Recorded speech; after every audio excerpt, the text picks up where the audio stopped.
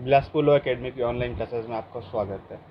Law की बहुत सारी डिफ्रेंशिएशंस है। लॉ को बहुत सी चीज़ों में डिवाइड कर सकते हैं। आज अपने को दो चीज़ों में डिवाइड करना है लॉ को। पहला सब्सटेंटिव लॉ, दूसरा प्रोसीजरल लॉ। क्या होता है सब्सटेंटिव लॉ, क्या होता है प्रोसीजरल लॉ? ये जब भी अपन लॉ ऑफ क्राइम पढ़ते हैं तो बहुत इंपॉर्टेंट जाता है, कोई सा भी लॉ ऑफ क्राइम, क्योंकि प्रोसीजरल लॉ जो होता है वो प्रोसीजर एस्टेब्लिश करता है, वेयर सब्सटेंटिव लॉ जो होता है वो सब्सटेंस एस्टेब्लिश करता है कि सब्सटेंस होता क्या है, मतलब लॉ एक्चुअल में क्या होता है। जैसे कि अगर अपन देखा जाए आईपीसी जो रहेगा उसको अपन सब्सटेंटिव लॉ बोलते हैं। सब्सटेंटिव लॉ मतलब जिसमें राइट या लाइबिलिटी डिफाइंड है। वैसे ही अपन जब आईपीसी में देखते हैं तो आईपीसी में जितने भी सेक्शंस हैं सब में लाइबिलिटी से डिफाइंड है कि अगर आपने ये किया तो इसको चोरी कहलाएंगे, अगर आपने ये किया तो ये मर्डर कहलाएगा। राइट्स भी डिफाइंड है, जैसे right to private defence defined है। तो आईपीसी में जो बेसिकली जितने भी सब्सटेंटिव लॉ होते हैं उनमें खाली राइट्स एंड लाइबिलिटीज डिफाइंड होती है। ठीक है। अब सवाल ये आता है कि मान लीजिए किसी को ये अपने राइट एनफोर्स करने हैं या लाइबिलिटी आ गई है तो कोर्ट पे एनफोर्स करवाना है, या जिसने लाइबिलिटी तोड़ी है उसके खिलाफ केस चलवाना है, तो किसकी मदद लेंगे? तो ये राइट एंड लाइबिलिटीज़ को प्रोसीजरल लॉ की मदद से आप एनफोर्स करवा सकते हो। प्रोसीजरल लॉ ये बताता है कैसे एक राइट या लाइबिलिटी आप एनफोर्स करवाओगे कोर्ट में। सीआरपीसी जो है आपका कोड ऑफ क्रिमिनल प्रोसीजर हो गया, या फिर इंडियन एविडेंस एक्ट हो गया, ये सारे के सारे प्रोसीजरल लॉज है। ठीक है। यहाँ पे खाली एक प्रोसीजर एस्टेब्लिश्ड है कि किस तरीके से क्या क्या ट्रायल किए जाएंगे, कैसे एविडेंस एवेल्युएट किए जाएंगे, क्या प्रोसीडिंग होगा, अगर कोई एफआईआर आता है तो कैसे किस स्टेज से आगे बढ़ेगा। ठीक है। दूसरी चीज़ ये यहाँ पे है कि जब आप देखते हैं कॉन्स्टिट्यूशन की मदद लेते हैं तो कॉन्स्टिट्यूशन में आर्टिकल 20 क्लॉज 1 सब क्लॉज 1 ये बोलता है एक्स पोस्ट फैक्टो लॉ, मतलब जितने भी देश में सब्सटेंटिव लॉ है वो रेट्रोस्पेक्टिव नहीं बनाए जा सकते। ठीक है। कहने का मतलब ये है कि आईपीसी को आप रेट्रोस्पेक्टिव नहीं बना सकते, बट प्रोसीजर लॉ को आप रेट्रोस्पेक्टिव बना सकते हो। एग्जाम्पल के रूप में समझ लीजिए, आज की डेट में चोरी करने में 3 साल की सज़ा है। ठीक है। तो मान लीजिए मैंने 2 दिन बाद एक लॉ बना दिया कि जिसमें लिखा गया कि चोरी करने की सज़ा 7 साल की है, तो वो 7 साल की सज़ा 2 दिन बाद के बाद से ही अप्लाई होगी, ना कि आज से अप्लाई हो जाएगी। जैसे फॉर एग्जाम्पल मैंने आज चोरी का क्राइम किया, ठीक है, जब मेरा ट्रायल चल रहा था तो चोरी की सज़ा एनहेंस होकर 7 साल कर दी गई। ठीक है। तो अगर 7 साल चोरी की सज़ा एनहेंस कर दी गई है तो मेरे को इससे मतलब नहीं है। मैंने जिस दिन डेट में क्राइम किया उस दिन क्या सज़ा थी? 3 साल। तो मेरे को किस रूप से ट्रायल किया जाएगा? 3 साल के हिसाब से ट्रायल किया जाएगा। तो जितने भी सब्सटेंटिव लॉ होता है उसमें आप रेट्रोस्पेक्टिव इफेक्ट नहीं डाल सकते, मतलब जिस डेट पे वो कानून आया उससे पुराने डेट पे आप उसको अप्लाई नहीं करा सकते। बट प्रोसीजरल लॉ आप बदल सकते हो रेट्रोस्पेक्टिवली। जैसे कि सीआरपीसी में कोई भी अमेंडमेंट है तो वो बैक डेट पे भी आप अप्लाई करवा सकते हो। मतलब फॉर एग्जांपल आपने सीआरपीसी में एफआईआर लेने का तरीका बदल दिया, या फिर आपने ट्रायल वारंट ट्रायल का तरीका बदल दिया। एक केस चालू हुआ किसी पर्टिकुलर मैटर पे और तुरंत बाद में पता चला कि कोर्ट क्या हुआ, अमेंडमेंट हुआ है, तो उसको उस मैटर को बदल दिया गया। तो क्या किया जाएगा?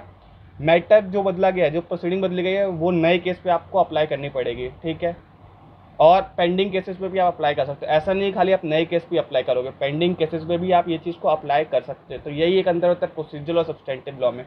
तो कभी कभी समझने में गड़बड़ हो जाती है, अपन समझ नहीं पाते कि कौन सा प्रोसीजरल लॉ है या कौन सा सब्सटेंटिव लॉ है। तो एक डिफ्रेंशिएशन हमें पता होना चाहिए कि प्रोसीजरल लॉ क्या होता है, सब्सटेंटिव लॉ क्या होता है। ठीक है।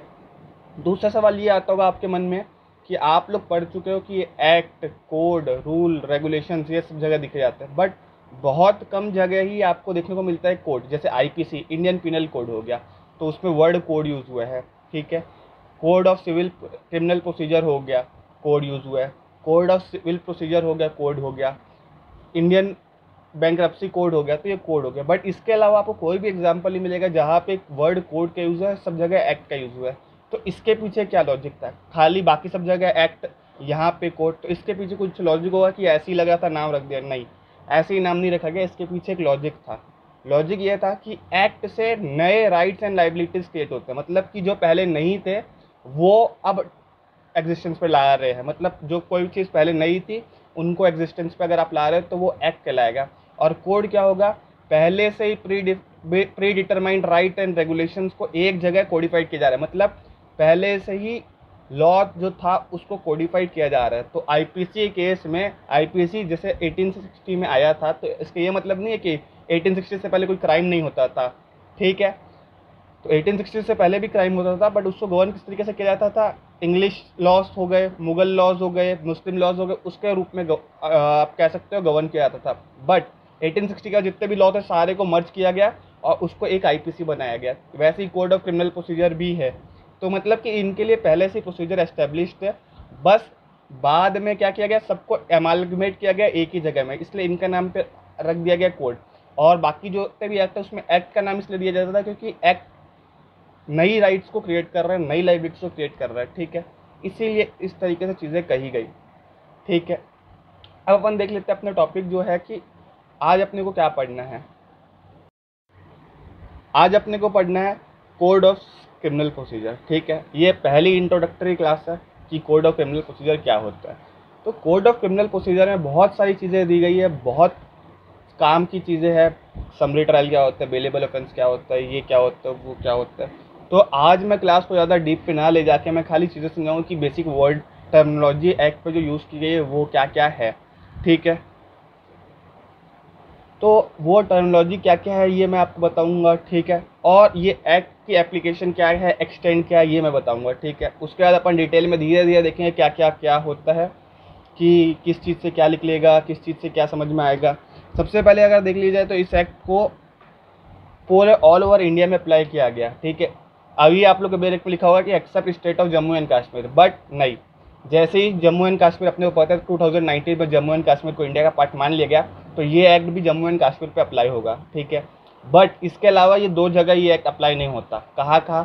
पहले अगर अपन देखें सेक्शन 1 सब क्लॉज 2 में अगर अपन ध्यान दें तो लिखा हुआ है कि this act shall not apply to state of Nagaland, ठीक है। स्टेट ऑफ नागालैंड पे एक्ट अप्लाई नहीं करेगा और ट्राइबल एरिया ऑफ असम में अप्लाई नहीं करेगा, क्योंकि जब अपन बी लॉस पढ़ेंगे 2 का तो उसमें लिखा हुआ है कि to the tribal areas but the concern may by notification apply such provision or any of them to whole or part of state of Nagaland or such tribal area. Such tribal area का मतलब यहाँ पे जो word सच tribal area है इसका मतलब है state of Assam की बात कर रहे हैं। तो मतलब स्टेट ऑफ असम के अंदर जितने भी ट्राइबल एरियाज डिफाइंड है, कहाँ पे डिफाइंड है, ये जो आप लोगों को मिल जाएगी 6 शेड्यूल में मिल जाएगी। 6 शेड्यूल कॉन्स्टिट्यूशन के 6 शेड्यूल में tribal areas of Assam defined है। तो ये ना तो स्टेट ऑफ नागालैंड पे अप्लाई होगा, ना ही tribal areas of state of Assam में अप्लाई होगा। बट एक पावर है, स्टेट गवर्नमेंट चाहे तो अगर वो नोटिफिकेशन निकाले तो वहाँ पे ये चीज़ें अप्लाई की जा सकती है, ठीक है। तो ये एकमात्र ये 2-3 ये भी और सीपीसी 2 एक्ट ऐसे जो जम्मू एंड कश्मीर पे तो अभी अप्लाई कर रहे हैं, but state of Nagaland and tribal areas of state of Assam में अप्लाई नहीं करते हैं, ठीक है। ये एक्ट का जो एनफोर्समेंट डेट था वो था 1st day of April 1974, 1st date of April 1974। इस डेट पे ये एक्ट जो था वो कमेंस होना चालू कर गया था। इससे पहले भी एक क्रिमिनल प्रोसीजर कोड था 1908 का, बट उसको रिपील करके ये नया वाला क्रिमिनल प्रोसीजर कोड लाया गया, ठीक है। तो कभी कभी दोनों एक नंबर मल्टीपल चॉइस क्वेश्चन ऐसा जाता है कि क्या चीज़ें जो आपकी है कि किस दिन ये एक्ट इन्फोर्समेंट हुआ था। तो इसका जो आंसर है वो है 1 अप्रैल 1974, ठीक है।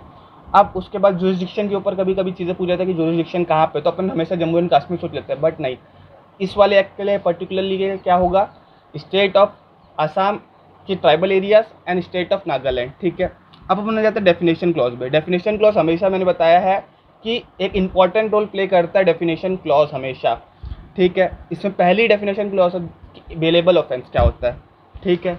कहीं पे भी जो वर्ड आप देखोगे पूरे आईपीसी सीआरपीसी में कहीं पे भी वर्ड क्राइम का यूज़ नहीं किया गया, हर जगह ऑफेंस का यूज़ किया गया है। तो आप भी अपने आंसर में कभी भी क्राइम मत लिख देना, ऑफेंस की बात की जा रही है, हमेशा ऑफेंस की बात की जा रही है, ठीक है।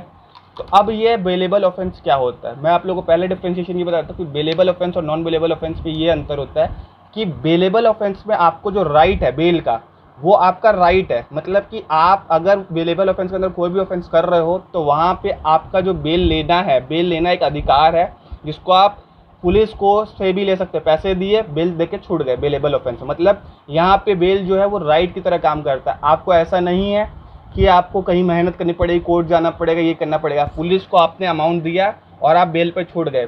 बेलेबल ऑफेंस पे बेल आपकी राइट होती है। अब वही बात होती है नॉन बेलेबल में। एक मिथ है कि नॉन बेलेबल ऑफेंस में बेल नहीं मिलती है, ये मिथ गलत है। नॉन बेलेबल ऑफेंस में भी बेल मिलती है, बस अंतर यहाँ पे है कि यहाँ पे बेल जो है वो आपका राइट नहीं है बट डिस्क्रिशन है। किसका डिस्क्रिशन? कोर्ट का।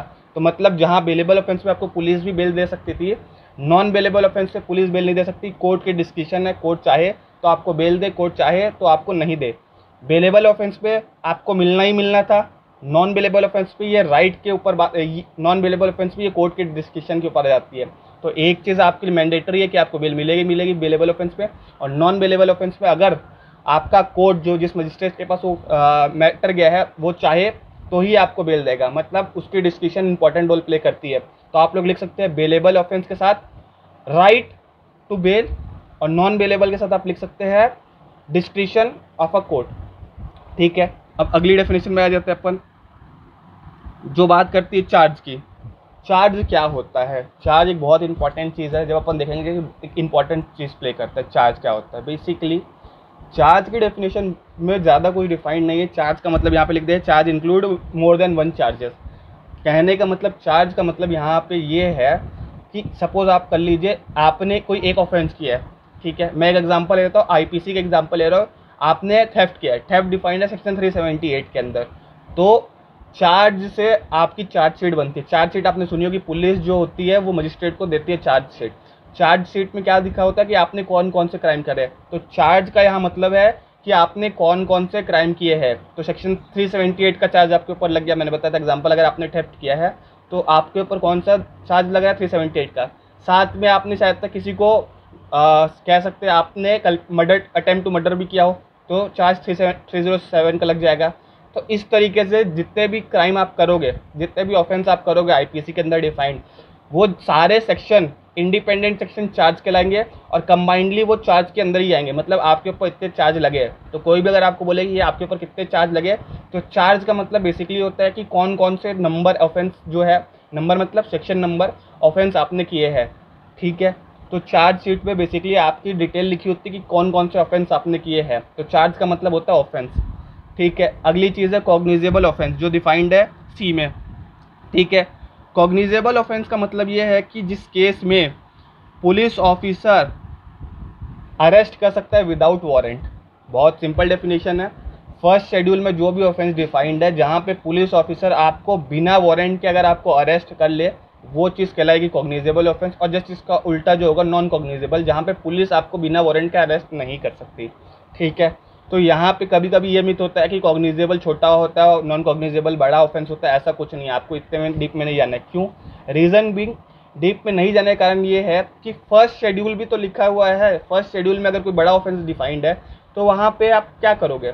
तो वहीं पे ये आपको पावर है कि कॉग्निजेबल केस में जो पुलिस है विदाउट वारंट अरेस्ट आपको कर सकता है। नॉन कॉग्निजेबल में विदाउट वारंट आपको पुलिस अरेस्ट नहीं कर सकता, मतलब बिना वारंट के पुलिस आपको अरेस्ट नहीं करेगा।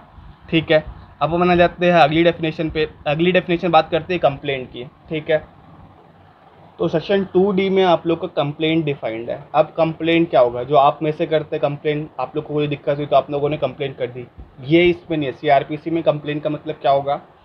सीआरपीसी में कंप्लेंट का मतलब हमेशा ये माना जाएगा कि जब भी कोई नॉर्मल पर्सन जिसके खिलाफ कोई ऑफेंस हुआ है, या फिर कोई भी ऐसा पर्सन जिसको ऐसा लगता है कि ऑफेंस हुआ है, तो वो कलेक्टर को नहीं, वो मजिस्ट्रेट को एक लेटर लिख के देगा कि ये ऑफेंस हुआ है, आप इसके लिए इंक्वायरी करें। तो जब भी कोई पर्टिकुलर पर्सन एक मजिस्ट्रेट को बताए कि ये ऑफेंस हुआ है, तो इसको अपन कंप्लेंट मान लेंगे। ये एफआईआर का काउंटर पार्ट है। एफआईआर का काउंटर पार्ट क्यों, मैंने ऐसा क्यों कहा? एफआईआर फर्स्ट इन्फॉर्मेशन रिपोर्ट में ये होता है कि जब भी कोई ऑफेंस होता है, पर्सन जिसके ऊपर हुआ है वो क्या करता है, एक एफआईआर लिखाता है। एफआईआर किससे लिखाता है? पुलिस के पास जाके लिखवाता है। मतलब कि अगर कोई क्राइम हुआ है तो ऑफेंस क्रिटिकल किसको बता रहा है? पुलिस को बता रहा है। तो इस केस में ये एफआईआर कहला रहा है। बट अगर वो पर्सन पुलिस के पास ना जाके किसी मजिस्ट्रेट के पास जाए तो वो चीज़ क्या कहलाएगी? कंप्लेंट कहलाएगी। But police officer police report में but it does not include police report. ठीक है, डी में लास्ट में लिखा हुआ it does not include police report. इसका क्या मतलब होगा?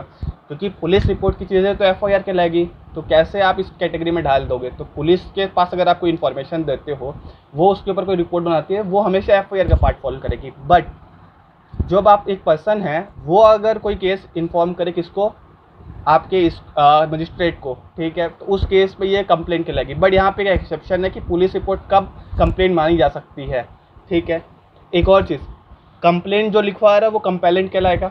ठीक है, पुलिस ऑफिसर सपोज कर लीजिए किसी मैटर को ट्रायल कर रहे हैं, ठीक है, उनके पास कोई इन्फॉर्मेशन आई और उनको लगा, पहले जब उनके पास इन्फॉर्मेशन आई तब उन्होंने उसको कॉग्निजेबल ऑफेंस मान लिया। कॉग्निजेबल ऑफेंस में बताया जिससे पुलिस विदाउट वारंट अरेस्ट कर सकती है, ठीक है।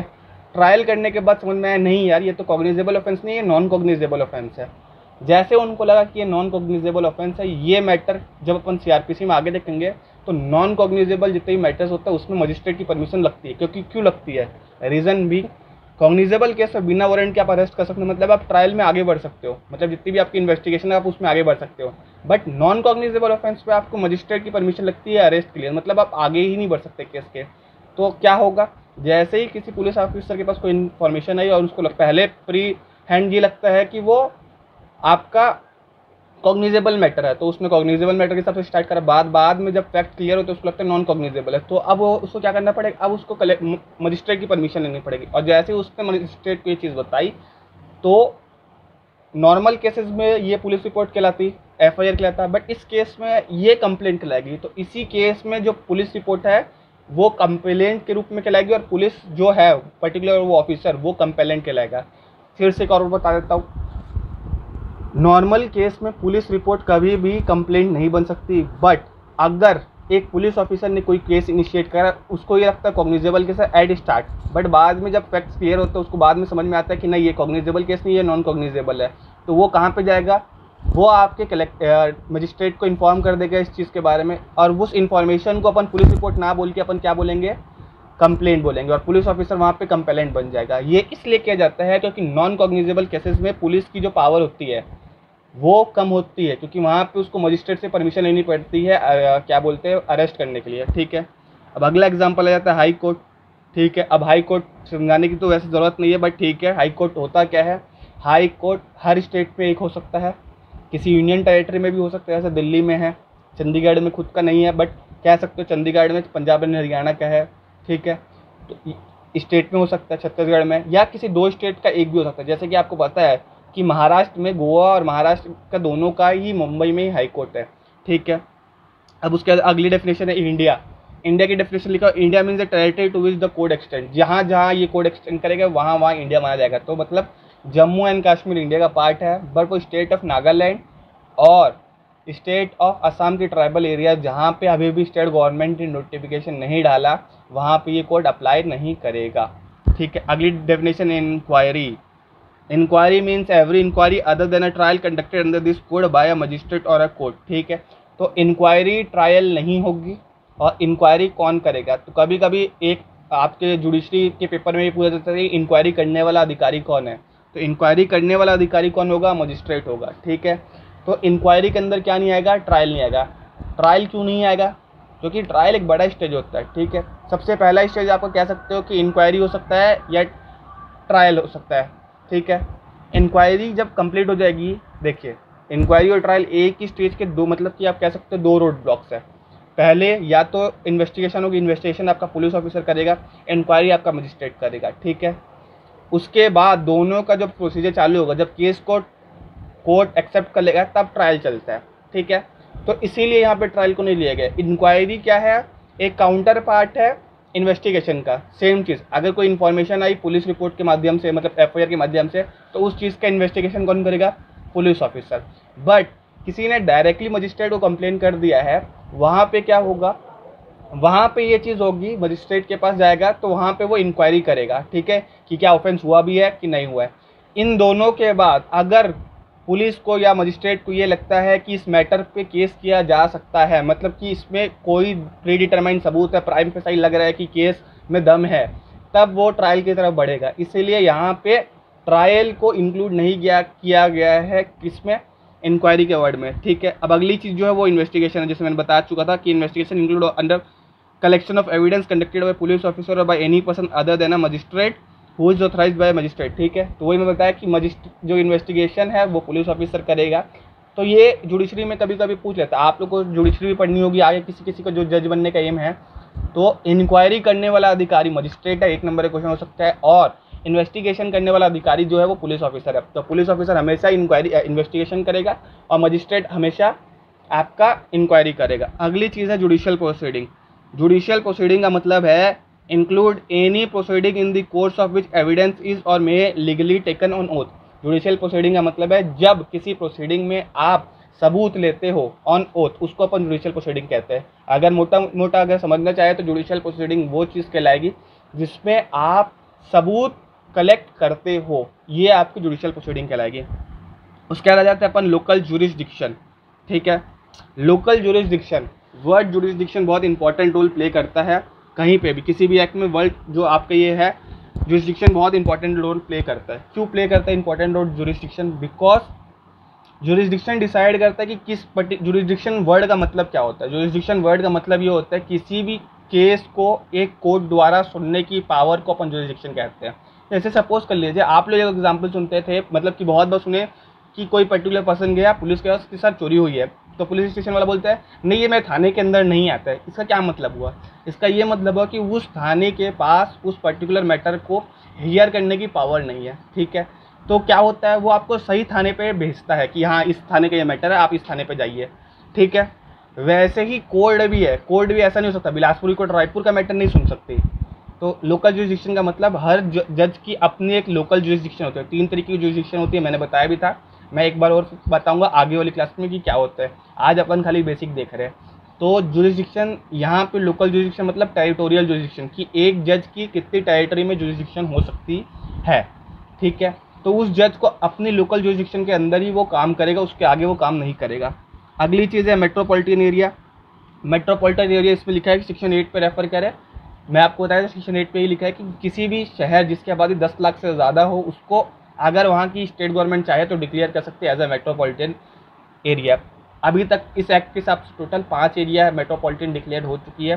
जब अपन सेक्शन 8 देखेंगे तो अपन अच्छे से उसको डिटेल में देखेंगे। अगली चीज़ है नॉन कॉग्निजेबल ऑफेंस, जो मैंने बता दी कि नॉन कॉग्निजेबल क्या होता है। जहाँ पे आपको पुलिस अरेस्ट नहीं कर सकती, पुलिस वहाँ बिना वारंट के आपको अरेस्ट नहीं कर सकती। इसमें सेक्शन 2N है जो है ऑफेंस की बात करता है। ऑफेंस वो चीज़ होगी जो या तो इस एक्ट के अंदर, इस एक्ट मतलब कोड आईपीसी के अंदर क्राइम है, आईपीसी के अंदर डिफाइंड है, या कोई any other law for the time in force, मतलब कोई भी ऐसा लॉ जिसमें कोई चीज़, जैसे आज के डेट में छत्तीसगढ़ में बिना मास्क के बाहर निकलना है, ये एक ऑफेंस है। तो ये इसको भी गवर्न आप सीआरपीसी से करोगे, मतलब जो भी चीज़ किसी भी लॉ से ऑफेंस डिक्लेयर्ड है आपको वो चीज़ को गवर्न सीआरपीसी से ही करना पड़ेगा, और कोई मैटर नहीं है। ठीक है, अब अगली चीज़ है 2O जो बात करता है officer in charge of police station, इसको अपन SHO बोलते हैं, स्टेशन हाउस ऑफिसर। ठीक है, जो पुलिस ऑफिसर किसी थाने का इंचार्ज होता है, मतलब थाने की पूरी जिम्मेदारी उसके ऊपर होती है, अपन उसको SHO बोलते हैं। ठीक है, अगर मान लीजिए ये एब्सेंट रहता है, ये ड्यू टू इलनेस या फिर ये इनको एब्सेंट है, तो जो उसका कार्य बाहर संभाल रहा है उसको भी अपन SHO डिनोट कर सकते हैं। ठीक है, अगली चीज़ है place include house, building, tent, vehicle and vessel, मतलब कि रहने की कोई भी जगह को अपन ने प्लेस बोला है। तो प्लेस का मतलब यहाँ पे ये है कि जहाँ पे आदमी रह सकता है। प्लीडर 2Q में डिफाइंड है। प्लीडर का मतलब हो सकता है कि जहाँ पे जिसको जो ऑथराइज्ड है कोर्ट के सामने प्लीड करने के लिए जो भी पर्टिकुलर पर्सन ऑथराइज्ड है उसको अपन ने प्लीडर कहा है। ठीक है, पुलिस रिपोर्ट मैंने बताया था कि जो चार्जशीट होते हैं उसी को पुलिस रिपोर्ट बोल सकते हैं, और सेक्शन 173 के अंदर आपको फाइल करनी पड़ेगी। अब police station basically post office की तरह होता है। आपको जहाँ हर थाने का अपना एक एरिया होता है, उस थाने को अपन पुलिस स्टेशन कह सकते हैं। Prescribed means prescribed by rules made under this code. अगर सेंट्रल गवर्नमेंट इस कोड को एनफोर्स कराने के लिए जो भी रूल्स बनाती है, फॉर एग्जाम्पल कि कोई रूल बना दिया कि इसका ट्रायल ऐसे ही होना चाहिए, तो उसको अपन क्या कहेंगे, प्रिस्क्राइब कहलाएंगे। अब पब्लिक प्रोसिक्यूटर मतलब कोई भी ऐसा प्रोसिक्यूटर, देखिए आईपीसी सीआरपीसी में 2 ही वकील हो सकते हैं, एक हो सकता है प्रोसिक्यूटर और एक हो सकता है डिफेंडेंट। ठीक है, ये डिफेंस लॉयर, प्रोसिक्यूटर और डिफेंस लॉयर। प्रोसिक्यूटर कौन होगा, वो होगा जो स्टेट के फेवर में केस लड़ते हैं, मतलब ये गवर्नमेंट वकील होते हैं बेसिकली, जो स्टेट के फेवर में केस लड़ते हैं, और स्टेट हमेशा क्राइम साबित करने की कोशिश करता है। तो इस गवर्नमेंट प्लीडर पब्लिक प्रोसिक्यूटर का भी वही काम है कि वो क्या करेगा, केस एस्टेब्लिश करने के लिए। इसलिए यहाँ पे इसलिए वर्ड भी यूज़ क्या किया गया है, पब्लिक प्रोसिक्यूटर, क्योंकि पता है कि क्रिमिनल केस में जो सरकारी वकील होगा वो खाली प्रोसिक्यूट कर सकता है, डिफेंस नहीं कर सकता। इसलिए वर्ड गवर्नमेंट प्लीडर ना लिख के क्या लिखा गया है, पब्लिक प्रोसिक्यूटर, क्योंकि वो क्या करेगा, गवर्नमेंट के फेवर में लड़ेगा। ठीक है, इसको मैं डिटेल में बताने की कोशिश करूँगा। बेसिकली नेक्स्ट क्लास में इसको अपन इसी यहीं से डिटेल में आगे बढ़ेंगे कि ये क्या होता है, कि आईपीसी में क्यों ऐसा होता है, प्रोसिक्यूटर वर्ड यूज़ किया जाता है, सीआर और बाकी सब जगह ये डिफेंडेंट, डिफेंस लॉयर और रेस्पोंडेंट के साइड से, पिटिशनर के साइड से। ठीक है, अगली चीज़ है सब डिवीज़न। ठीक है, सब डिवीज़न बेसिकली एक डिस्ट्रिक्ट होता है, उसके बहुत सारे पार्ट होते हैं, उसको सब डिवीज़न कहते हैं। जैसे बिलासपुर हो गया तो बिलासपुर में तखतपुर हो गया, बिल्हा हो गया। एक बड़े शहर को अपन ने क्या कर दिया, छोटे छोटे हिस्सों में बांट दिया। उसके बाद है वारंट केसेस। 2W में वारंट केसेस है, ये समन केस है। समन केस का बेसिकली मतलब क्या होता है, समन केस का मतलब ये होता है कि जहाँ जो केसेस वारंट केस ना हो, मतलब समन की खुद कोई डेफिनेशन नहीं दी गई, सीधे बोल दिया गया कि जो चीज़ वारंट नहीं होती। और वारंट केस में क्या होगा, वारंट केस में जहाँ पे जो पनिशमेंट है, मतलब जो ऑफेंसेस किए गए उसकी पनिशमेंट अगर लाइफ इम्प्रिजनमेंट है, डेथ है या 2 साल से ज़्यादा है, तो उसको अपन ने वारंट केस बोला है। जहाँ पे आपके ऊपर डायरेक्ट वारंट इशू होगा, मतलब आपको कोर्ट के लिए जब पुलिस आपको लेके आएगी तो आपको सीधे उठा के ले जाएगी। समन केस पे वो आपको समन इशू करेगी। समन क्या होता है, वारंट क्या होता है, मैं ये चीज़ कल की क्लास अभी बता देता हूँ। जैसे कि समन केस में क्या होता है, कोर्ट आएगी आपके पास और आपको बोलेगी, मतलब कि एक पर्टिकुलर पर्सन आएगा, समन दे के जाएगा। इसका मतलब है आपको कोर्ट ने बुलाया गया है, कोई भी पुलिस फोर्स आपको लेके नहीं जाएगी, आपको खुद अपने स्व इच्छा कोर्ट में हाजिर होना रहेगा। ठीक है, तो ये कह सकते हैं कि समन जो केस होते हैं वो छोटे नेचर के होते हैं, वो बहुत ज़्यादा ग्रीवियस नहीं होते। दूसरी जगह जहाँ अपन वारंट केस की बात कर रहे हैं, वारंट केस ग्रीवियस नेचर के होते हैं। यहाँ पे जो आपको ऑफिसर आएगा वो आपको सीधे पकड़ के ले जाएगा और कोर्ट के सामने हाजिर करेगा। यहाँ पे आपके डिस्कशन नहीं है, कुछ भी नहीं है, आपको पुलिस के साथ जाना ही पड़ेगा। समन केस में आपको इन्विटेशन मिलता है कि हाँ आइए आप कोर्ट, आपको कोर्ट की प्रोसीडिंग में आना है। हाँ, इन केस अगर आप समन की ड्यूटी को वो वॉयलेट करते हैं, मतलब आपने कोर्ट में बुलाएगा, आप कोर्ट नहीं जाते, तो उसके बाद आपके ऊपर वारंट केस इशू किया जा सकता है। ठीक है, वारंट मतलब आपको पकड़ के ले जाए, समन मतलब आपको बुलाया जाए। आप वर्ड भी मतलब समझ रहे हैं, समन आपको बुलाया जा रहा है कोर्ट में, वारंट मतलब आपको पकड़ के लेके जाया जा रहा है। ठीक है, इसमें एक और चीज़ है 2WA, जिसकी बात कही जा रही है विक्टिम।